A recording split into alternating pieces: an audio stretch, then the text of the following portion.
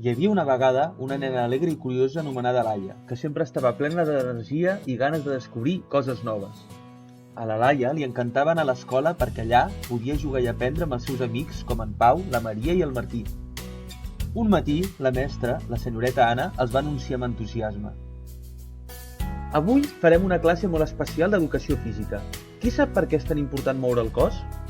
Els nens van fer una rullant al seu voltant encuriosits. La senyoreta Anna va somriure i va dir: "Moure'ns no només és divertit, sinó que ens fa més forts i més feliços. Qui vol sentir-se com un superheroi?" Els ulls de la Laia es van il·luminar. Sempre havia somiat amb ser ràpida com un coet o tenir la força d'un tigre. "Jo vull ser tan ràpida com un coet", va exclamar. La mestra es va explicar: "Quan juguem i correm, el nostre cor batega fort i això ens fa sentir plens d'energia com si fóssim superherois." "Això vol dir que puc córrer més ràpid que el vent?", va preguntar en Martí, imaginant-se volant pel pati. "Exacte", va respondre la senyoreta Anna. "A més, el vostre cervell es torna més àgil. Quan fem exercici també aprenem millor. I no només això, sinó que després descansareu millor a la nit, com si dormíssiu sobre un núvol suau." Amb ganes de començar, tots els nens van sortir al pati.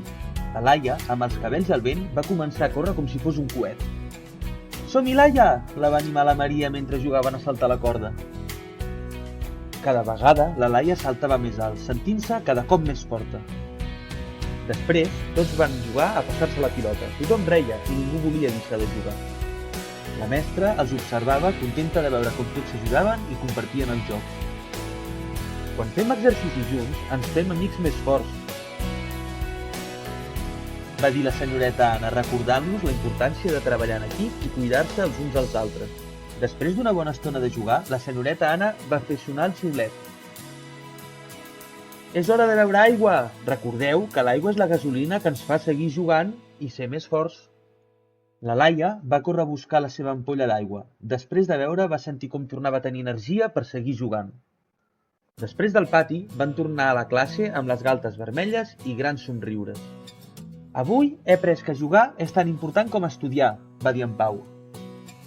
"Exacte", va dir la mestra. "Moure el cos ens ajuda a ser més forts per fora i més feliços per dins. Cada vegada que jugueu esteu cuidant el vostre cos i també el vostre cor."